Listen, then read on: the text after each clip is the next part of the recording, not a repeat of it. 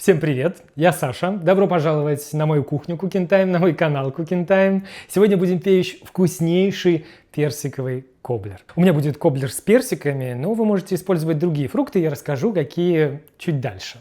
Это будет очень вкусно, очень ароматно, очень аппетитно, а главное, очень просто. Да, тыц-пыц и готово. Следите за руками, поехали. Сразу разогреваем духовку до 190 градусов Цельсия, 375 Фаренгейтах. Для коблера необходима форма для выпечки. В идеале использовать прямоугольную, так удобнее будет коблер потом нарезать, подавать, но можно использовать и круглую, если прямоугольной нет, или квадратную. Опять же, удобнее делать керамической, стеклянной, но если такой нет, тоже не страшно, можете брать металлическую. Можно вообще делать все в сковороде, ну, единственное, в той, которую можно поставить в духовку, чтобы там ничего не расплавилось. Когда духовка разогреется, помещаем в форму сливочное масло. Прям вот так вот кусочком, ничего не нарезая, ничего не растапливая. Масло можно брать прямо из... Что-то у меня сегодня с языком. Брать прямо из холодильника. Прям из холодильника. И то, и другое. В общем, помещаем масло в форму, и форму вместе с маслом ставим в разогретую духовку. На 5-7 минут масло должно полностью расплавиться и должно разогреться. Тем временем не бездельничаем, занимаемся персиками. Персики у меня уже помыты, просушены, вкусные, ароматные, спелые. Если не любите кожицу у персиков, можете ее снять. Меня она абсолютно не беспокоит ни в каких десертах, в том числе и в коблере. Поэтому я не заморачиваюсь и использую персики вместе с кожицей. Персики необходимо порезать, удалить косточку, прежде всего, вот так вот распополамить. Какие они нежные. Ну, прям совсем такие мягкие персики не берите, иначе они подавятся еще в момент, когда вы будете удалять из них косточку.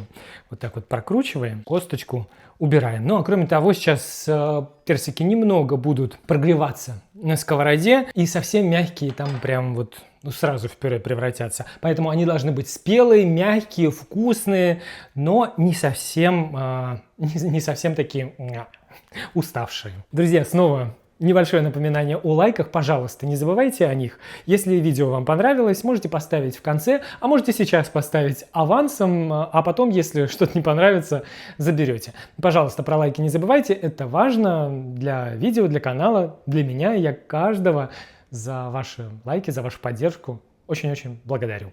Продолжаем. И теперь необходимо персики нарезать небольшими дольками, не слишком тонкими, не слишком толстыми, вот плюс-минус вот такими дольками. Чтобы и сохранился вкус персиков в коблере, чтобы они не превратились совсем в пюре при выпекании, но при этом успели пропечься и обрести вот этот вот неповторимый вкус и аромат запеченных персиков. Ну и не лишним будет сказать, что персиков в коблере много не бывает. Ну и, кстати, вместо персиков вы легко можете использовать в этом рецепте нектарины, само собой. Можно использовать абрикосы, сливы, нарезанные персики. Складываем в сковородку. Добавляем к персикам немного лимонного сока. Туда же сразу добавляем сахар. Я буду использовать коричневый сахар, можете использовать белый. Если персики у вас совсем не сладкие, сахара может понадобиться чуть больше. Кстати, это прекрасный способ пустить в дело не совсем вкусные персики в процессе их увкуснив. И туда же для еще большего вкуса, аромата, праздничности, если хотите, добавляем немного корицы. Ну и для еще большей праздничности, вы как хотите, а я добавлю, это исключительно по желанию, можно добавить чуть-чуть, совсем чуть-чуть темного рома, коньяка или кальвадоса. Вот так вот сверху сбрызгиваем. От алкоголя там не останется в результате и следа, но это позволит персикам стать еще более насыщенными, обрести такую еще более элегантную, изысканную нотку во вкусе. И теперь сковородку эту ставим на огонь, чуть выше небольшого, между небольшим и средним. Аккуратно, очень аккуратно перемешивая нежные дольки персиков, доводим сахар до растворения. Из персиков должен выделиться сок, получится такой сироп, который при этом должен еще так подзакипеть. Постоянно ничего не мешайте, периодически переворачивайте дольки персиков аккуратно. И долго на огне тоже не держим, буквально несколько минут И все готово. Получаются вот такие вот дольки персиков, которые напитались уже всеми этими вкусами, из них выделился сироп, пока всю эту персиковую красоту отставляем в сторону. И осталось дело за малым. Приготовить тесто для коблера. И здесь все очень-очень просто. Вот прям проще, чем тыц-пыц. Берем чашу для смешивания. Туда сразу добавляем муку, сахар, обязательно разрыхлитель, немного соли для баланса вкуса. Все это хорошо перемешиваем с помощью венчика. Добавляем в чашу молоко. Часть молока можно заменить небольшим количеством сливок, так будет вкуснее. И желательно добавить что-нибудь ароматное, например, ванильный экстракт. Если нет ванильного экстракта, можете часть сахара заменить ванильным. И теперь все это в чаше аккуратно перемешиваем с помощью венчика. Ничего взбивать не нужно, ничего долго мешать не нужно. Как только сухие ингредиенты соединятся с жидкими, и даже если останутся какие-то совсем небольшие комочки, это не страшно. Главное здесь не перемешивать тесто, чтобы оно не получилось клейким. Вот буквально в несколько движений все смешали. Тесто получается такое жидкое, чуть гуще блинного. Время доставать масло из духовки. Масло расплавилось и даже начало вот так вот слегка пузыриться. Теперь на это масло растопленное сразу незамедлительно выливаем тесто. Вот так вот его по форме распределяя, ничего не смешивая, прям сверху на масло. Но стараемся распределить равномерно по всей форме. А сверху выкладываем персики. Тоже ничего не перемешивая, вот так вот аккуратно их сверху по тесту распределяя. Как я сказал, персиков здесь много точно не бывает. Вот так вот все сверху заполняем персиками. И сок тоже идет в форму. Сверху его на все эти дольки выливаем. И теперь эту красоту ставим в духовку. Также разогретую до 190 градусов в Цельсиях, 375 Фаренгейтах. И выпекаем где-то 40 минут, может быть чуть меньше, может быть чуть дольше, в зависимости от того, как работает ваша духовка. Ориентируйтесь на внешний вид коблера. Тесто должно подняться сквозь персики и должно хорошо подрумяниться. Коблер должен стать таким румяным, золотистым, аппетитным. Но, понятное дело, ни в коем случае ничего сгореть не должно, поэтому следите. Воу, как это красиво, как это ароматно. Аромат просто божественный. Запеченные персики и ваниль, там, и корица, и все это прям настоящий праздник.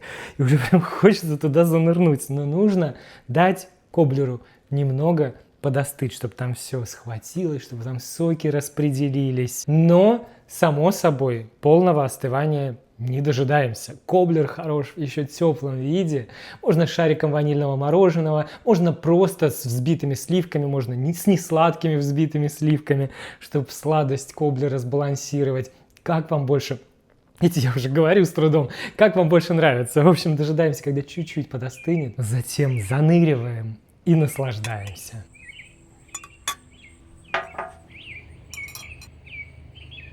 Пахнет невероятно аппетитно. Вообще во всем доме сейчас невероятно аппетитно пахнет, и все.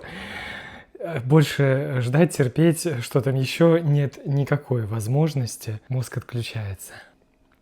Это очень вкусно. Это что-то невероятно нежное, такое насыщенное. С похрустывающей сверху корочкой. Внутри просто какая-то сама нежность. Персики божественные. Вот эти сливки сверху все балансируют. Если любите послаще и прям десертно, можете бухнуть ванильного мороженого смело, тоже будет очень вкусно. Мне достаточно и вот так просто с взбитыми сливками. Корочка совершенно божественная. Она какая-то прям карамельная. Остановиться просто нет никакой возможности, потому что это очень вкусно. Как же аппетитно это все выглядит. А как же это вкусно. И сливочек вот так вот сверху. Это пожалуйста. все мне? Это все тебе. А я думал, вот это? И то, и другое. Туда могу сливочек бухнуть еще побольше.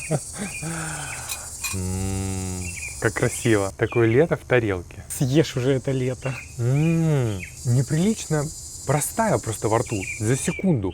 Вот он только что был, и тут бац, уже и нету. Такой нежный. Мне нравится, не приторно-сладкий. Чувствуются персики, чувствуется текстура персиков. То есть они ни в кашу не превратились. И тесто такое...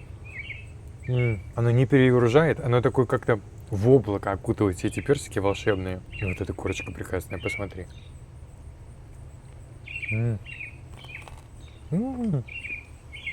Хрустит так. Всем срочно надо. Ну посмотрите сами.